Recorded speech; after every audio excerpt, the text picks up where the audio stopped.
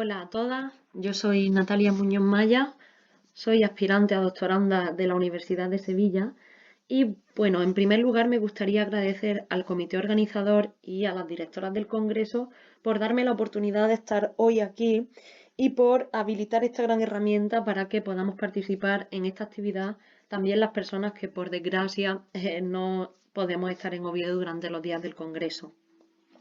Hoy voy a hablar aquí de la autora que he estudiado en la realización de mi trabajo de final de máster, Lola Ramos de la Vega, que es una de las autoras que se contemplan en el proyecto de investigación Andaluzas ocultas medio siglo de mujeres intelectuales de 1900 a 1950. El título que he escogido es Rol materno, y creación artística. Antes de comenzar a meterme de lleno en el asunto, me parecía importante pues traer algunos aspectos biográficos, ya que como se trata de una autora oculta, pues se sabe bastante poco. Lo que sí sabemos es que nació a finales del siglo XIX en Málaga, aunque se crió en Sevilla, que fue muy temprana en su formación interpretativa. Con 5 años ya ingresó en la compañía infantil de zarzuelas de Juan Bosch. Más tarde comienza a escribir y representar sus propias obras, que están enmarcadas dentro de lo que la crítica ha denominado el género chico, con las que tendrá muchísimo éxito y se representarán en los teatros más importantes del país. A pesar de que en lo que va de proyecto hemos rescatado muchísimos aspectos sobre su obra y su vida, todavía hay muchas incógnitas, sobre todo a partir de 1938, en la que se le pierde un poco la pista. Para llevar a cabo esta investigación, pues la labor de rastreo de la prensa histórica ha sido muy importante, ha sido fundamental. Entonces, además de ver un poco las 6 obras que tenemos digitalizadas de ella en la BNE, me llamaron mucho la atención algunos de los paratextos o recortes de prensa en los que se evidenciaba de manera muy clara los obstáculos que la autora fue encontrando para acceder al circuito teatral. Y entonces de eso de lo que me gustaría hablar hoy en este congreso, que además pues trata la misoginia y este tipo de problemas. Pues bueno, como sabemos, el acceso a la profesión de actriz estaba más o menos aceptado, pero no pasaba lo mismo bueno, estaba más o menos aceptado, aunque casi siempre eran infantilizadas, ridiculizadas o cosificadas.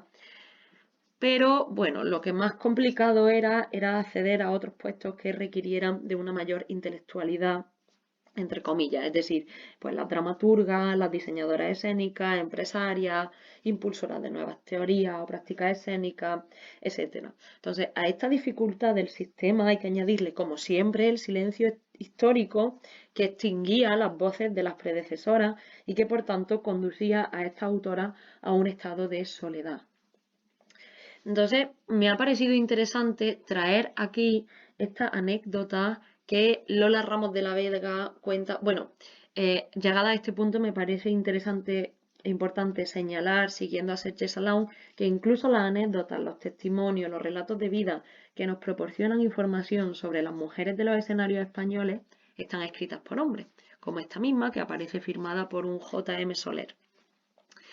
Entonces, bueno, esta anécdota se sitúa un año después de que Lola llevase a representación su primer texto, y en ella se evidencian las inseguridades que sintió al pasar del plano escénico, ya que ella venía de ser actriz, al plano de la autoría, a enfrentarse a un público, a establecer una relación directa con el público. También veremos cómo dibuja ella a ese empresario teatral que intenta pues demotivarla y ningunearla. Y también veremos cómo ella sortea o plantea una desviación de estas dificultades a través de la reivindicación de la relación entre la creación maternal y la creación artística, situando así las mujeres en el ámbito creativo. He intentado que el texto pueda leerse. Entonces, como vemos, al principio Lola comienza su anécdota explicitando estas inseguridades de las que hablaba, asegurando que si la obra se llevó a representación, y cito, fue con la condición de que nadie supiera que era yo la autora, Abrigaba así la esperanza de que si la obra no era del agrado del público, quedaba desde el anonimato. Es decir, considerando la inclusión en el espacio de la autoría como una atrevida tentativa. Llegada la noche del estreno, relata con ironía que un buen amigo, a los que ella llama uno de esos moscones de escenario, le preguntó sobre la autoría de la obra, que vaticinaba él muy mala.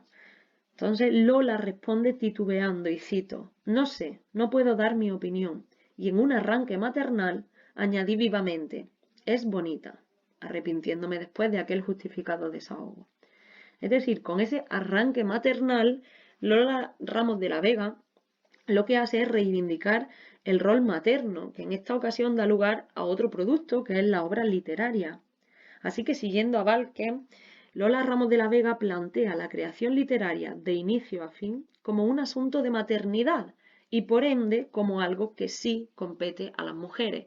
Es decir, se asume que además de los roles de esposa y madre que se están perpetuando de generación en generación en niñas y mujeres, el ámbito creativo también les pertenece.